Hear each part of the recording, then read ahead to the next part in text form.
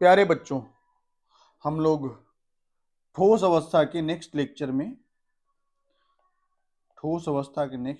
अब अवेलेबल है। देखिए, इस लेक्चर को करने से पहले हम आपको बता दें कि हम लोग इस लेक्चर के दौरान क्या क्या करेंगे। तो आप एक बार ओवरव्यू करके देख लो इसको। देखो, ये सबका डिफिनेशन सबको फोटो के सहित आपको समझाएंगे, और फोटो के सहित समझाने के बाद सारा डिटेलिंग एक एक पॉइंट जहां ड्राइंग करना बनेगा वहां ड्रॉ करेंगे। और उसके साथ साथ जितने भी तरह के ठोस में दोष पाए जाते हैं, अपूर्णता पाए जाते हैं, उसको कराने के बाद लास्ट में 10 MCQ भी हम कराएंगे आपके लिए, जो आपके इन पूरे ठोस के दोष वाले टॉपिक से जुड़ा हुआ है। तो पहले पूरा टॉपिक हम लोग पढ़ेंगे और उसके बाद सबसे लास्ट में हम इस पर आधारित 10 MCQ भी करेंगे, ताकि हमारा कॉन्सेप्ट और क्लियर हो सके। तो आज का जो टॉपिक है वो है क्रिस्टल दोष, यानी ठोस में अपूर्णताएं। ठीक है, आज का टॉपिक यही है, दोष क्या होता है। आप यहाँ के फोटो के देखिए, ज्यादा क्लियर हो पाएगा जब दोष की बात की जा रही है। तो देखिए, जब हम एक क्रिस्टल की बात करते हैं तो क्रिस्टल के अंदर में ये देखिए, ये सभी परमाणु इस प्रकार से अरेंज्ड है। ये सभी परमाणु इस प्रकार से अरेंज है, आप देख सकते हैं। तो जिन परमाणुओं को जहां होना चाहिए, जिन अवयवी कणों को जहां होना चाहिए, वो अवयवी कण अपने अगर निश्चित जगह पर हैं, अपने जालक बिंदु पर बने हुए हैं, तो हम कहेंगे कि वह एक क्रिस्टल है, आदर्श क्रिस्टल है। उसके अंदर किसी भी तरह की कोई कमी नहीं। जैसे मान लीजिए ऐसे हम कह सकते हैं कि एक गाड़ी में अगर 2 चक्के होने चाहिए और दोनों चक्के अगर हैं तो गाड़ी ठीक है, और अगर एक चक्का नहीं है तो हम कहें गाड़ी क्या है, खराब। समझ की बात को, उसमें कमी है। ठीक है, समझ की बात को। या फिर मान लीजिए 2 चक्के की जगह आपने 3 चक्का लगा दिया, तो भी गाड़ी में दिक्कत आ जाएगी। जैसे इंसान के शरीर में 2 हाथ, 2 की जगह अगर तीसरा हाथ आ जाएगा, तो वह एक प्राकृतिक रूप से जो आदर्श संरचना है इंसान का, जिसमें 2 हाथ होते हैं और एक तीसरा हाथ आ जाए, तो आदर्श संरचना तो नहीं माना जाएगा, वो तो एक तरह का अपूर्णता या कमी माना जाएगा। या मान लो वरदान ही कह लो, कुछ भी कह लो, लेकिन वो एक आदर्श संरचना तो नहीं। 2 आंख की जगह अगर 3 आंख आ जाए तो दिक्कत है। 2 आंख की जगह अगर 1 आंख रह जाए तो भी वह आदर्श संरचना नहीं। समझ के बात को। तो आदर्श संरचना मतलब जो चीज जितना होना चाहिए उतना ही रहे, और जितने पोजीशन पर होना चाहिए वहां ही रहे। जैसे आपका 2 हाथ दोनों बाजू के पास, बाह पर होना चाहिए। आपके शरीर में 2 हाथ है, लेकिन एक हाथ अपने पोजीशन पर है, लेकिन एक हाथ आपके पीठ पर जुड़ा हुआ है, तो वो अपूर्णता है, वो एक तरह की कमी, आदर्श संरचना नहीं हुआ ना वो। तो कहने का मतलब है कि कोई भी चीज जिसको जहां होना चाहिए अगर वहां है तो आदर्श है, अन्यथा वो होने के बावजूद अगर कहीं और भी है, वो उपलब्ध है और कहीं और है तो भी दिक्कत है, अगर कम है तो भी दिक्कत है, ज्यादा है तो भी दिक्कत है। हर स्थिति में वो आदर्श नहीं माना जाएगा। बस यही है आपका क्रिस्टल दोष, समझिएगा। यहाँ सभी परमाणु अपने अपने जगह पर हैं, तो आदर्श रचना। लेकिन इनमें से कोई एक परमाणु निकल जाए, जैसे हम देखें यहाँ वाला परमाणु निकल गया, यहाँ वाला परमाणु निकल गया, तो ये कहलाएगा दोष युक्त क्रिस्टल। क्लियर बात ना, ये कहलाएगा दोष युक्त क्रिस्टल। तो परमाणु या तो क्रिस्टल जालक को छोड़कर बाहर निकल जाए, या फिर जालक के अंदर एक जगह से दूसरी जगह विस्थापित हो जाए, तो कहलाएगा, क्या कहलाएगा, आपका क्रिस्टल दोष कहलाएगा। ठीक है, देखिए यहाँ पर, यद्यपि क्रिस्टलीय ठोसों में अवयवी कणों की व्यवस्था दीर्घ परास तक होती है, फिर भी क्रिस्टल परिपूर्ण नहीं होते। ये दोष क्रिस्टलीकरण की तीव्र या मध्यम गति के कारण उत्पन्न होते हैं। ठोसों में अवयवी कणों की व्यवस्था में अनियमितताएं ही क्रिस्टल दोष कहलाते हैं। क्लियर है बात। अब इसके जो है मूल रूप से कितने प्रकार हैं, तो 2 प्रकार है, एक बिंदु दोष और एक है रेखीय दोष। समझिएगा, एक है बिंदु दोष और एक क्या है आपका, रेखीय दोष। 2 प्रकार के दोष हैं। बिंदु दोष क्या होता है, रेखीय दोष क्या होता है, चलिए एक एक करके हम दोनों को आपको समझाते हैं। सबसे पहले हम आपको रेखीय दोष को समझाना चाहते हैं, क्योंकि रेखीय दोष यहां हम समझा देंगे, उसके बाद फिर उसका डिस्कशन आपको कभी नहीं मिलेगा। तो देखिए, मान लीजिए कि हम ले रहे हैं ये एक संरचना, समझना है इसको अच्छे से।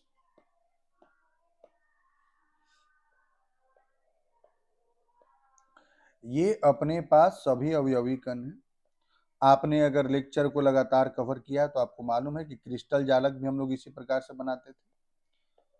ठीक है, अब देखो ये जितने भी गोले हैं सभी गोलों को आप जालक बिंदु मानिए और इन सभी जालक बिंदुओं में ए ए ए नाम के परमाणु भर दिए गए। ठीक है, ए नाम के परमाणु भर दिए गए।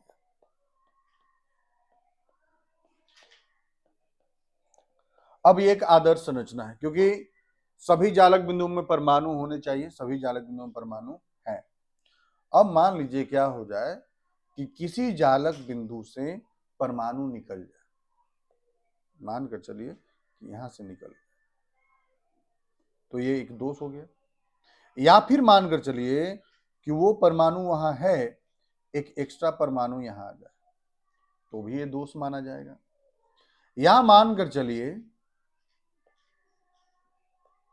या फिर मानकर चलिए कि यहां वाला ए निकलकर यहां आ जाए, तो भी दोष कहलाएगा। दोष का अर्थ होता है परमाणुओं का त्याग हो जाना या परमाणुओं का विस्थापित हो जाना, यही क्रिस्टल में दोष कहलाता है। क्लियर बात ना? परमाणुओं का त्याग हो जाना यानी अवयवी कणों का जालक बिंदु से त्याग हो जाना या फिर विस्थापित हो जाना या कोई एक्स्ट्रा आकर के जुड़ जाना, ये आपका दोष कहलाता है। अब जब हम यहाँ चर्चा कर रहे हैं, जब हम लोग यहाँ चर्चा कर रहे हैं किसका, तो हम लोग चर्चा कर रहे हैं रेखीय दोष का। रेखीय दोष का अर्थ है रेखा, और रेखा का अर्थ है या तो कोई एक रो या फिर कोई एक कॉलम, यानी कोई एक पंक्ति, चाहे वो हॉरिजॉन्टल लीजिए, है ना, क्षैतिज लीजिए या ऊर्ध्वाधर लीजिए। जैसे मान लीजिए हम बात करें एक पूरे पंक्ति की बात करते हैं, जैसे यहाँ के पंक्ति के सभी परमाणु,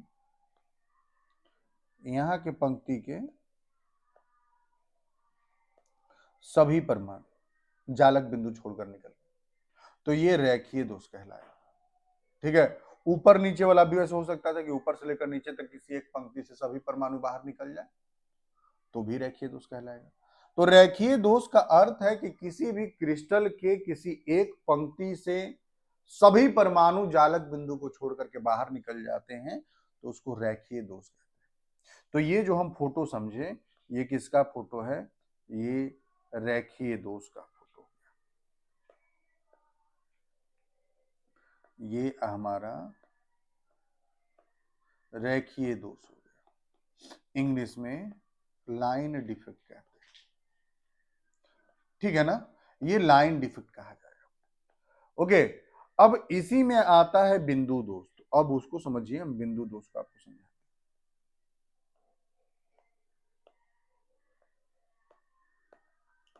बिंदु दोष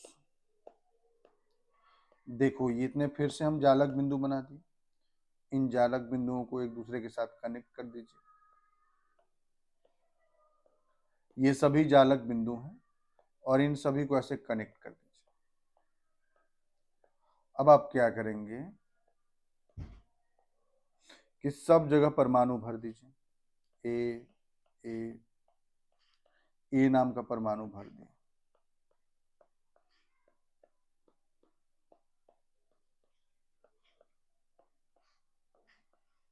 ऐसे भर दिया। अब क्या हो रहा है ना कि ए नाम का परमाणु भरने के बाद अब मान लीजिए किसी एक या दो जगह के परमाणु जो है जालक बिंदु से विस्थापित हो जाए। ठीक है, जैसे मान लीजिए यहां से हट जाए, ये हट गया, तो ये कहलाएगा बिंदु दोष। या वो वहां न रह करके वहां से यहां पहुंच जाए, तो भी कहलाएगा बिंदु दोष। या फिर वहां रहे और एक एक्स्ट्रा आ जाए, तो भी कहलाएगा बिंदु दोष। तो बिंदु दोष का अर्थ हो गया कि अवयवी कण जो है वो एक या दो जगह से क्या हो जाए, विस्थापित हो जाए, लगातार पूरे एक पंक्ति का विस्थापन न हो, लगातार पूरे एक पंक्ति का त्याग न हो, बल्कि का जहां तहां से रैंडम बिंदुओं से क्या हो जाए, विस्थापन हो जाए या त्याग हो जाए, तो हम उसको कह देंगे बिंदु दोष। हमारे पास जो है वो ये बिंदु दोष का उदाहरण हो गया, ये बिंदु दोष हो गया। इंग्लिश में इसको क्या कहेंगे हम लोग? पॉइंट डिफेक्ट कह देंगे।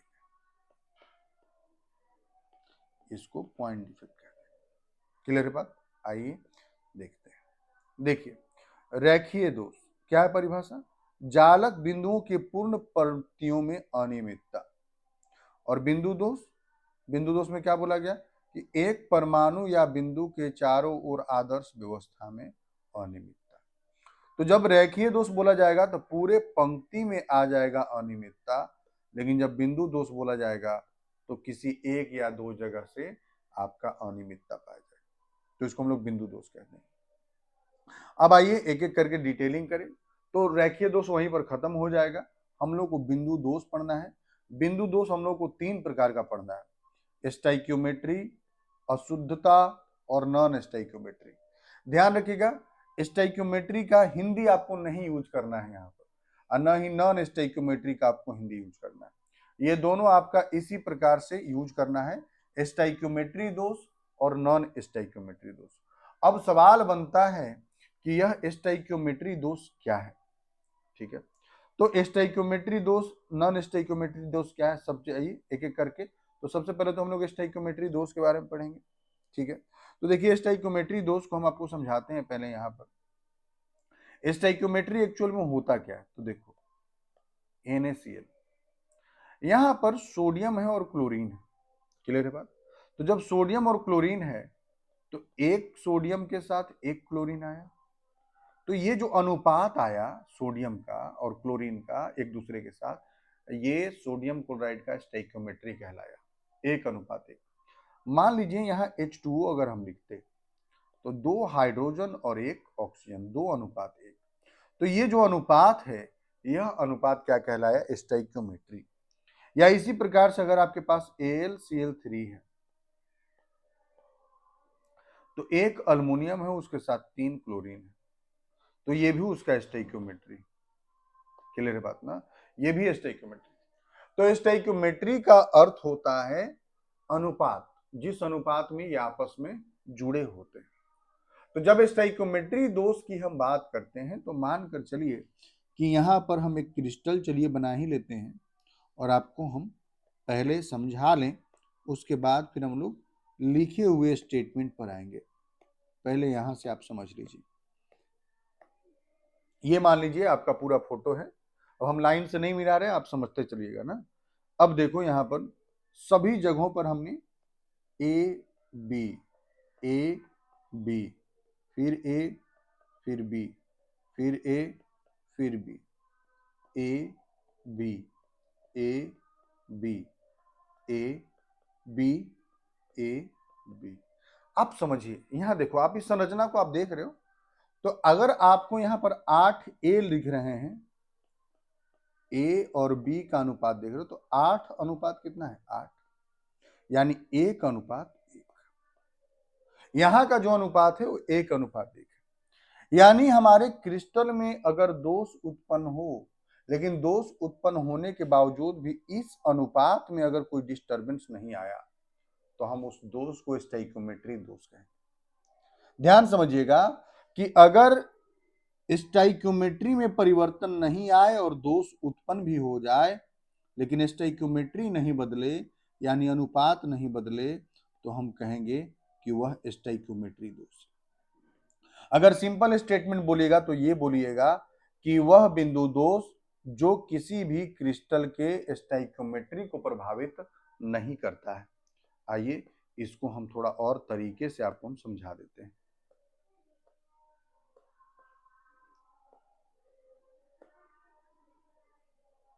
देखिए, अब मान कर चलिए आप कि यहां पर क्या हुआ कि यहां से A निकल गया, यहां से A निकल गया, ठीक है, और यहां से A निकल गया और A निकल गया और वो वाला A यहां आ गया, A यहां पहुंच गया। अब बताओ आपके क्रिस्टल में अभी भी A 8 है और B कितने हैं? 8। तो अनुपात में परिवर्तन आया क्या? नहीं आया। लेकिन बताइए दोष उत्पन्न हो गया कि नहीं? इस जगह में जो परमाणु था इस जालक बिंदु में, वो तो निकल कर यहां चला गया, तो दोष तो उत्पन्न हो गया। लेकिन क्या स्टाइक्योमेट्री में परिवर्तन आया? नहीं आया। समझ के बात को ना, स्टोइकियोमेट्री में परिवर्तन नहीं आया, इस अनुपात में परिवर्तन नहीं आया, तो यह दोष स्टोइकियोमेट्री दोष कहलाएगा।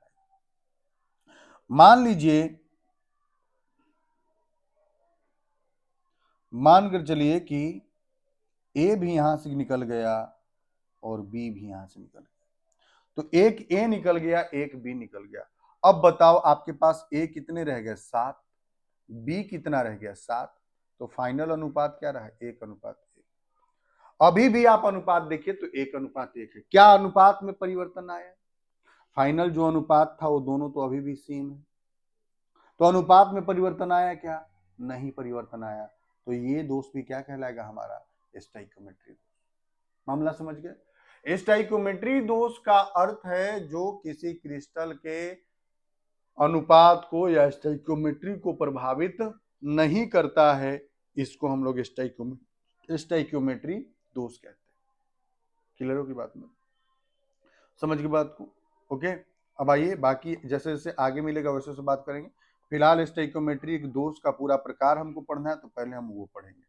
आइए देखिए, स्टोइकियोमेट्री दोष, इसको दो भागों में बांट दिया जाता है, एक अनआयनिक ठोसों के लिए और एक बार आयनिक ठोसों के लिए। तो पहले हम लोग अनआयनिक ठोसों के लिए पढ़ रहे हैं। देखिए यहाँ पर क्या लिखा है स्टोइकियोमेट्री दोष का परिभाषा। ये वे बिंदु दोष हैं जो ठोस के स्टोइकियोमेट्री को विक्षुब्ध नहीं करते हैं, यानी प्रभावित नहीं करते हैं। इन्हें आंतर या उष्मा गतिकी दोष भी कहा जाता है। जनरली बिंदु दोष को ही हम लोग उष्मा गतिकी दोष कहते हैं। कारण यह होता है क्योंकि ये दोष लगभग तब उत्पन्न होता है जब हम किसी पदार्थ को, किसी ठोस को गर्म करते हैं, क्योंकि गर्म करेंगे तो अणु, परमाणु या आयन होंगे तो उनको उष्मा मिलेगा, और उष्मा कारण वो गति करेंगे तो गति करके क्रिस्टल से बाहर निकल जाते हैं। तो उस दौरान हम इसको कहते हैं कि ये उष्मा गति की दोष है, यानी कि उष्मा के गति के कारण ये दोष उत्पन्न होता है। अब अनआयनिक ठोसों के लिए जो स्टोइकियोमेट्री दोष है वो दो प्रकार का है। एक कहते हैं रिक्तिका दोष और एक को कहते हैं हम लोग अंतराकाशी दोष। अंतराकाशी को कई बार अंतराली भी लिखा जाता है, इंग्लिश में वैकेंसी डिफेक्ट और इंटरस्टिशियल डिफेक्ट। अब रिक्तिका से ही आप समझ लीजिए, शब्द से ही रिक्तिका जब कह रहा तो खाली स्थान बन रहा होगा, यानी कि देखिए ये वाला जो फोटो हम देखे थे रिक्तिका दोष की जब बात कर रहे हैं, तो देखिए अगर मान लो यहाँ बी रखें तो यहाँ से ए निकल गया, ठीक है, यहाँ देखो, ये देखो यहाँ वाला परमाणु क्या हो गया, यहाँ से बाहर निकल चुका है, तो ये रिक्तिका दोष कहलाया। रिक्तिका दोष का अर्थ है कि जब किसी बिंदु से, जब किसी जालक बिंदु से परमाणु या अवयवी कण क्रिस्टल से बाहर निकल जाए, ठीक है, वह दोष जिसमें किसी जालक बिंदु को छोड़ करके परमाणु पूरे क्रिस्टल से बाहर निकल जाए, इसको कहेंगे रिक्तिका दोष। जब कुछ जालक स्थल रिक्त होते हैं, यह पदार्थ के घनत्व को कम कर देता है। समझिए ना बात को, कम नहीं करेगा। देखिए तो अभी भी जितना इसका क्षेत्र था, जो आयतन था, अभी भी उतना ही आयतन है। पहले मान लीजिए टोटल आप देखो तो 5, 10, 15, 20, 25 परमाणु थे, लेकिन एक जो ये वाला गायब हुआ तो अब 24 परमाणु रह गए। तो आप ही बताइए कि घनत्व जो होता है वो द्रव्यमान बटा आयतन होता है। तो क्या आयतन में परिवर्तन आया? लंबाई, चौड़ाई, ऊंचाई जितना था उतना ही रह गया, लेकिन द्रव्यमान बदल गया। द्रव्यमान जब बदल गया तो द्रव्यमान के बदलने के कारण, समझ के बात को ना, द्रव्यमान के बदलने के कारण यहाँ पर घनत्व क्या हो जाएगा? घट जाएगा। द्रव्यमान में परिवर्तन के कारण घनत्व क्या हो जाएगा? घट जाएगा। समझ के बात को ना, तो इसी कारण से हम कहते हैं कि रिक्तिका दोष के कारण क्रिस्टल का घनत्व क्या हो जाता है? घट जाता है। यह दोष पदार्थ को गर्म करने पर उत्पन्न होता है। अब आइए अंतराकाशी दोष में। अंतराकाशी दोष में क्या होता है, तो यहाँ फोटो से आप समझिए ज्यादा बेटर रहेगा।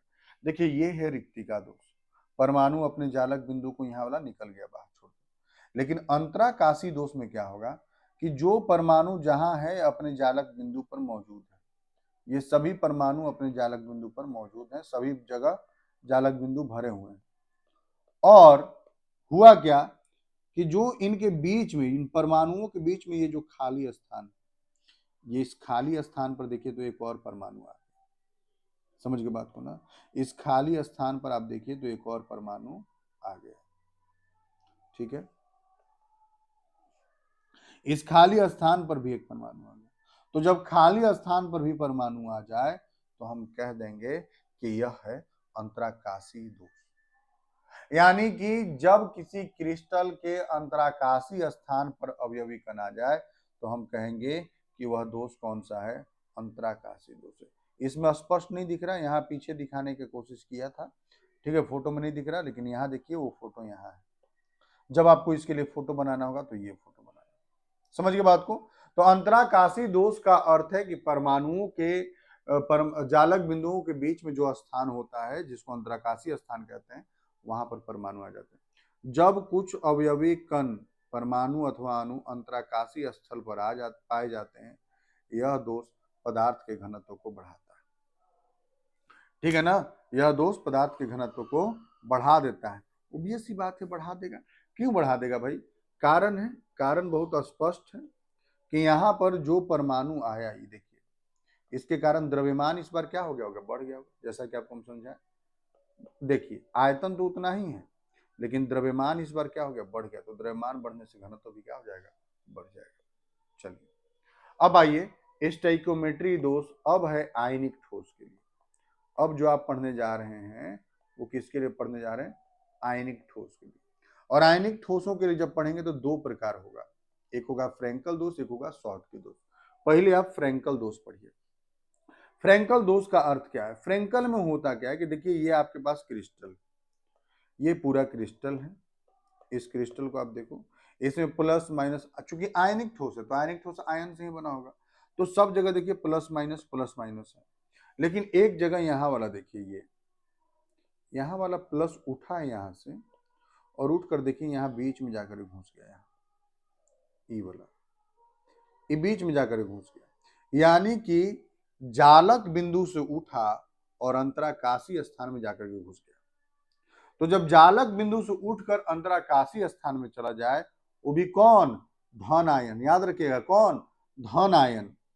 जब कोई धन आयन किसी क्रिस्टल में जालक बिंदु को छोड़ करके अंतराकाशी स्थान पर विस्थापित हो जाता है तो इससे उत्पन्न दोष को हम लोग नाम क्या देंगे, फ्रैंकल दोष।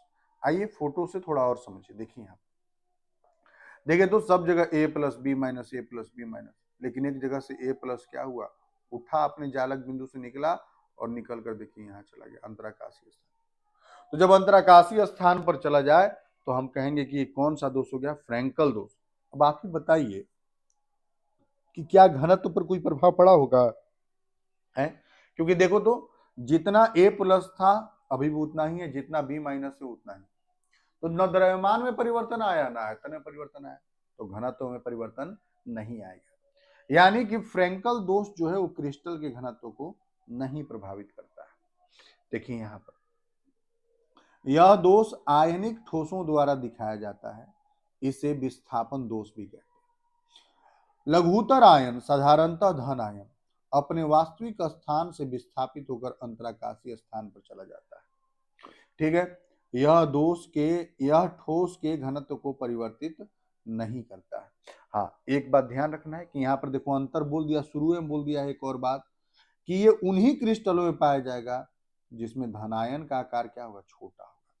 यानी इसमें धनायन का आकार छोटा होगा और ऋणायन का आकार बड़ा होगा, तो ये फ्रैंकल दोष होगा, ठीक है। उन्हीं क्रिस्टलों में पाया जाएगा जिसमें धन आयन का आकार क्या हो, छोटा हो। क्योंकि धन आयन को देखिए जालक बिंदुओं के बीच में जाना है ना, अंतराकाशी स्थान पर, तो ये वाला स्थान तो हमेशा कम रहेगा, तो वही जाकर के एडजस्ट हो पाएगा जिसके लिए क्या जगह कम बचा। तो उदाहरण में ZnS, AgCl, AgBr, AgI है ना, यहाँ पर Zn2 plus Ag plus ion के लघु आकार के कारण, समझ के बात को। अब आइए अगले वाले पर जिसका नाम है शॉर्टकी दोष। आपके एग्जाम में फ्रैंकल दोष और शॉर्टकी दोष में अंतर पूछा जाता है, रिक्तिका दोष और अंतराकाशी दोष में अंतर आपसे पूछा जाता है। सबसे पहले परिभाषा, तो शॉर्टकी दोष कैसे उत्पन्न होगा, तो शॉर्टकी दोष उत्पन्न होगा, देखिए यहाँ पर फोटो कि देखिए Na प्लस Cl माइनस, समझ के बात को ना, Na प्लस और Cl माइनस। हम ना इसको और बेटर तरीके से इस वाले फोटो समझाते हैं ना, देखिए इस फोटो से आपको समझाता हूं। देखिए यहां से एक A प्लस निकला और साथ में एक B प्लस भी, B माइनस भी निकल जाए, B माइनस भी निकल जाए।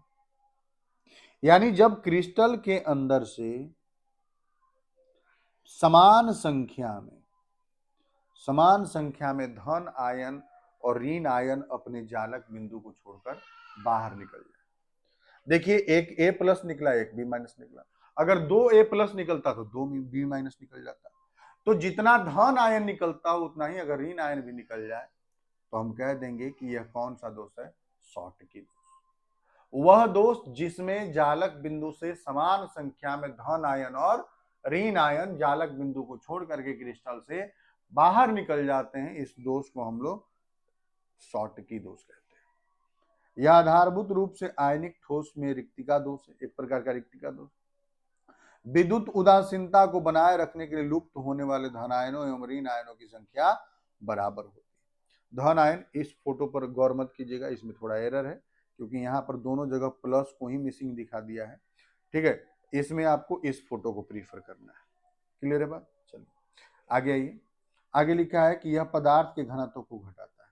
ऑब्वियस सी बात है कि पदार्थ के घनत्व को घटाएगा। देखिए तो दो जगह से निकल गया परमाणु, तो द्रव्यमान तो घट गया होगा, और द्रव्यमान जब घटेगा तो घनत्व भी क्या हो जाएगा, घट जाएगा। यह उन पदार्थों में होता है जिनमें धन आयन और ऋण आयन लगभग समान आकार के होता है। ठीक है, ये उन पदार्थों में होगा जिसमें धन आयन और ऋण आयन का आकार लगभग क्या होगा, बराबर। जैसे उदाहरण दिया है NaCl, KCl, CHCl, AgBr।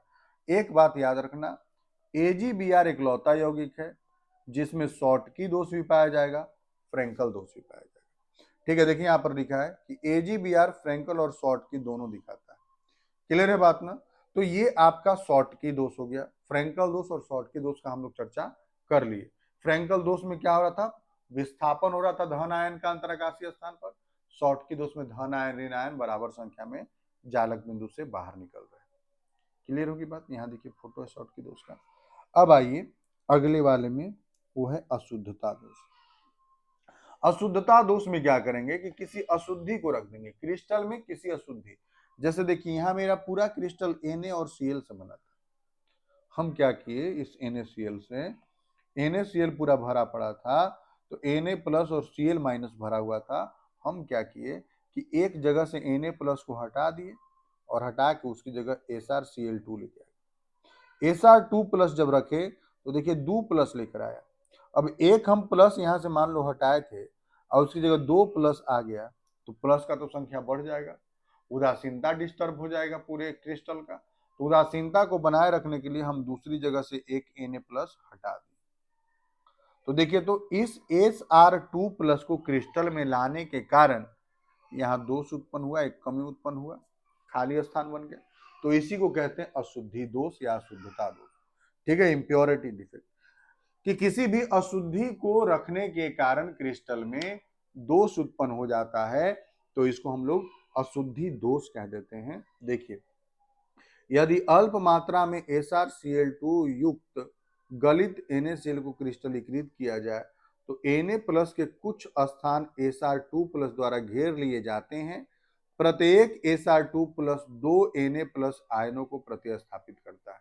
2 को कर रहा है, एक को प्रतिस्थापित करके उसकी जगह को ले लिया और एक वाला उसके बदले खाली बच गया। एक स्थान स्वयं लेता है, दूसरा रिक्त रहता है।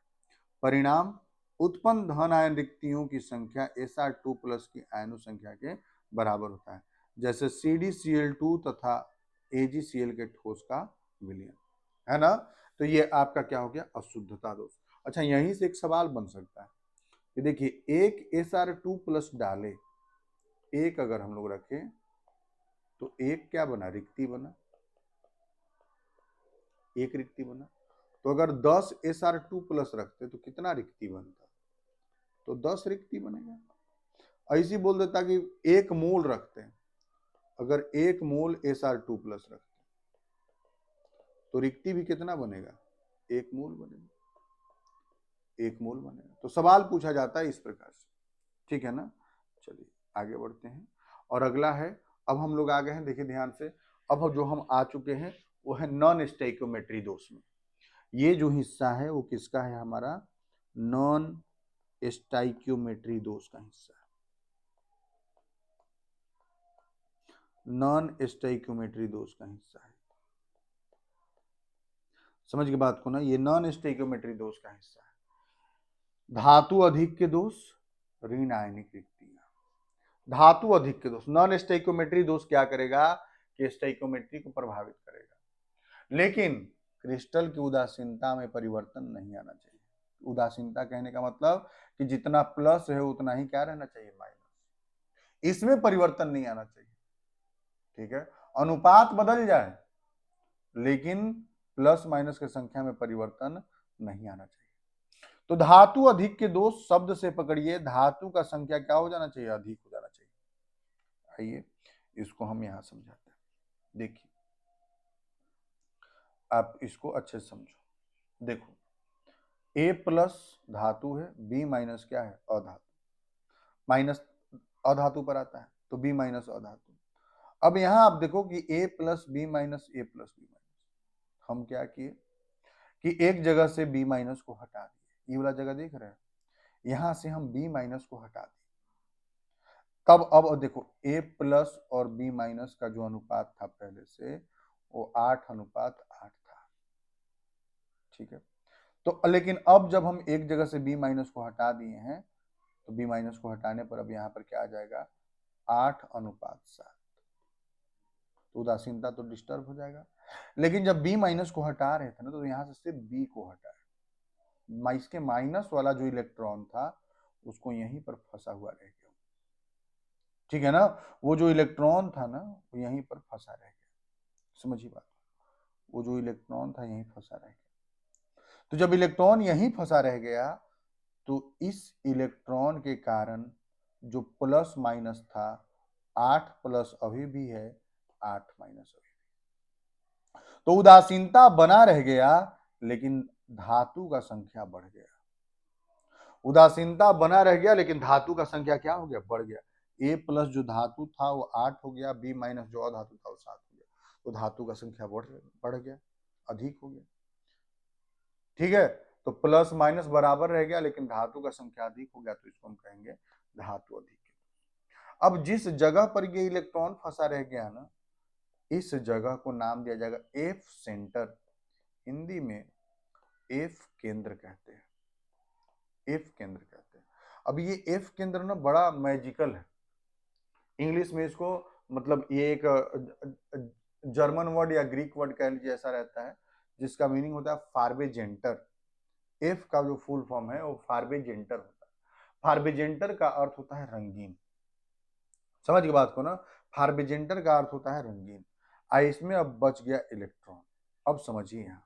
आइए थोड़ा सा यहाँ बात कर लेते हैं तब आगे हम लोग बढ़ेंगे, ठीक है। यहाँ से देखिए, यहाँ से अधातु जो है बाहर निकल गया लेकिन उसका इलेक्ट्रॉन जो है यहीं पर फंसा हुआ रह गया, जिसको एफ केंद्र से सूचित किया गया। ऋण आयनिक रिक्ति के कारण एफ केंद्र अयुग्मित इलेक्ट्रॉनों द्वारा भरी ऋण आयनिक रिक्तियों को एफ केंद्र कहते हैं। एफ केंद्र के कारण जो आपका यौगिक होता है वो रंगीन हो जाता है। कारण समझिए कि एफ केंद्र के कारण रंगीन होने के ये है कि समझना ना कि इलेक्ट्रॉन है, इलेक्ट्रॉन पहले मान लीजिए 5 जूल पर था, अब इसको आपने यहां से प्रकाश की किरणों में लाया, धूप में लाया, तो इसका ऊर्जा बढ़ गया, मानकर चलिए कि 10 जूल।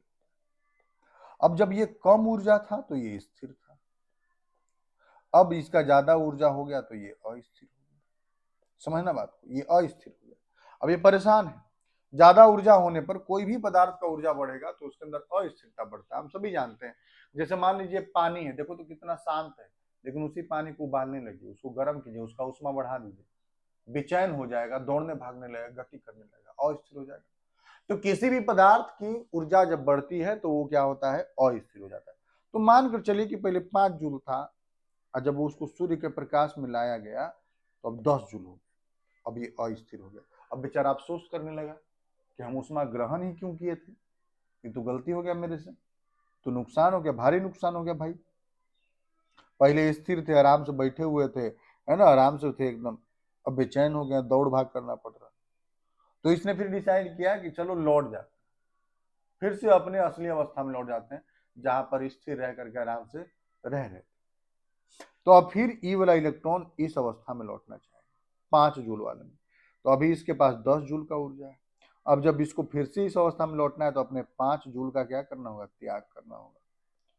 5 जूल ऊर्जा त्यागना होगा। और जब ये 5 जूल ऊर्जा त्यागेगा, वो किस रूप में त्यागेगा, विकिरण के रूप में। और वो भी कौन सा विकिरण, तो दृश्य विकिरण। हम सभी जानते हैं कि दृश्य विकिरणों में 7 रंग होते हैं, विबग्योर या बैजानी पीना। तो जो ये विकिरण त्याग करेगा और वह जिस रंग का होगा, हमारा क्रिस्टल भी वैसा रंगीन प्रतीत होगा। तो एफ केंद्र के कारण हमारा पूरा क्रिस्टल जो है रंगीन हो जाता है। देखिए यहाँ पर जैसे NaCl पीला हो जाता है, LiCl पिंक हो जाता है, KCl ब्लू हो जाता है, वायलेट हो जाता है। समझ के बात को ना। तो ये एफ केंद्र के कारण रंगीन हो जाता है, क्योंकि एफ केंद्र जो है वो प्रकाश को अवशोषित करके अस्थिर अवस्था में चला जाता है, जहां से वह फिर अपने स्थिर अवस्था में लौटने पर वह ऊर्जा का त्याग करता है, और यह ऊर्जा दृश्य विकिरण के रूप में त्याग करता है। इसी कारण से हमारा यौगिक जो है वो रंगीन प्रतीत होने लगता है। तो एक तो तरीका यह हो गया जिसकी मदद से हम धातु अधिक के दोष उत्पन्न करा सकते थे, जहां से अधातुओं को निकाल दे रहे थे। दूसरा तरीका ये हो सकता है कि हम क्या करें कि यहाँ पर धातु अधिक के दोष को लाने के लिए अतिरिक्त धनायन लाएं। जैसे देखिए यहाँ फोटो बनाए, देखिए यहाँ पर एक A+ लाए। अब बताओ इस A+ को ला दिए तो पहले से A+ और B- कितना था, 8। लेकिन इस A+ को लाए तो अब 9 हो गया और ये 8। तो धातु का संख्या तो बढ़ गया, लेकिन पहले शुरू में था 8 + 8-। लेकिन अब देखो तो अब एक प्लस को ला दिए हो तो उसके कारण अब तो 9+, अब हो गया है 9+ और 9 8-। अब इसको बैलेंस करना है, हमको 9- भी चाहिए। तो हम क्या करेंगे कि जितना संख्या में A+ लाएंगे, उसको बैलेंस करने के लिए उतना ही संख्या में दूसरे अंतराकाशीय स्थानों पर इलेक्ट्रॉन लेकर आ जाएंगे। अब जब इलेक्ट्रॉन लेकर के आ गए तो 9+ हो गया, 9- हो गया। अब उदासीनता बन गया, उदासीनता बन गया तो स्थिरता आ गया। ठीक है। तो हम दूसरे तरीके से ऐसे हम धातु अधिक के दोष उत्पन्न करा सकते हैं कि अन्य अंतराकाशीय स्थानों पर धन आयन यानी धातु को लेकर आ जाएगा। अतिरिक्त धन आयनों की अंतराकाशीय स्थलों पर उपस्थिति से धातु अधिक के दोष होता है। उदाहरण Zn कमरे के ताप पर जिंक ऑक्साइड सफेद होता है, गर्म करने पर ऑक्सीजन निकलती है और यह पीला हो जाता है। ऑक्सीजन निकल जाता है जैसे हम आपको बताएं, लेकिन उसका इलेक्ट्रॉन वहीं पर फंसा रह जाता है। ये एफ केंद्र वाला मामला जो है, जो हम आपको समझाए, तो यही। क्लियर है बात। अब आइए आगे बढ़ते हैं। यहाँ देखिए अगला है धातु न्यूनता दोष। धातु न्यूनता दोष का अर्थ क्या है, इसका अर्थ है कि धातु का संख्या क्या हो जाना चाहिए, कम हो जाना चाहिए। न्यूनता बोल रहा हूं तो धातु का संख्या कम कब होगा, जैसे देखो ये देखो,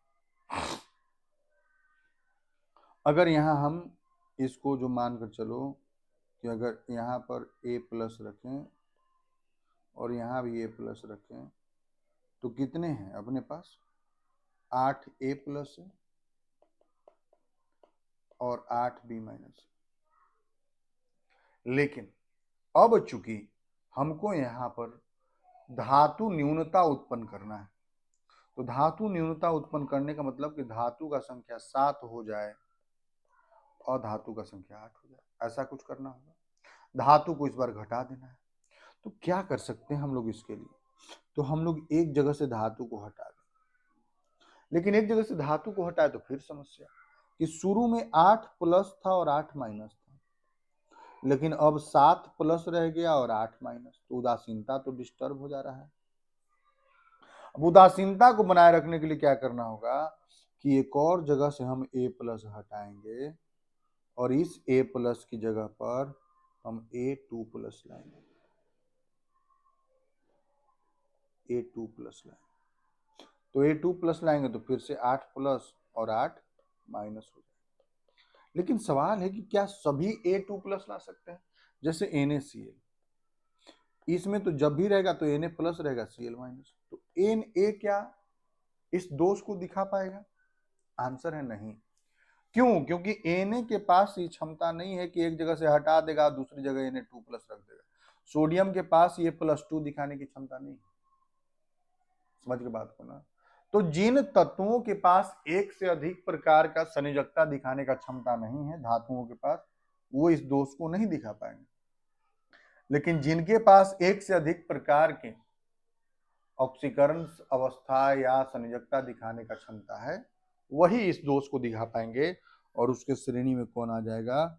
हमारा आ जाएगा कॉपर हो जाएगा, आयरन हो जाएगा, कोबाल्ट होगा, निकेल होगा, मैग्नीज होगा।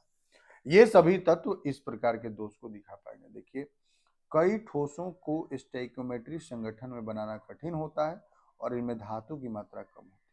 जैसे FeO अधिकतर Fe0.95 O संगठन में पाया जाता है, ठीक है, जिसमें Fe3O और इतना पर रहता है और इसे उदासीन रहता है। तो यहाँ दोनों पाया जा रहा है, इसमें Fe2 प्लस भी पाया जा रहा है, इसमें Fe3 प्लस भी पाया जा रहा है, इसमें दोनों पाया जा रहा है। तो Fe3 प्लस को एक Fe2 प्लस को एक जगह से हटाएंगे और उसकी जगह Fe3 प्लस को रख देंगे, उदासीन हो जाएगा। देखिए यहाँ पर रखा गया है ना, Fe3 प्लस को रख दिया गया उदासीन बनाए रखने के लिए। देखिए FeO में धातु न्यूनता दोष, कुछ Fe प्लस रिक्तिकाओं और Fe3 प्लस है। Fe2 प्लस को हटा दिया गया, उसकी जगह Fe3 को लेकर आ गया, उदासीनता जो है बना रह गया। यहाँ देखिए Fe3 लाया गया, यहाँ Fe3 लाया गया, 3 जगह खाली है ना, इन तीनों जगह को संतुष्ट करने के लिए 3 Fe लेकर आ गया। समझ गए बात को? तो ये धातु न्यूनता दोष हो गया। मामला क्लियर हो गया? यही धातु न्यूनता दोष था। अब सभी दोषों का एक सारांश, उसको आप देख लीजिए। रिक्तिका दोष, घनत्व घटता है, अनायनिक ठोसों में पाया जाता है। अंतराकाशी दोष, घनत्व बढ़ता है, अनायनिक ठोसों में पाया जाता है। फ्रैंकल दोष,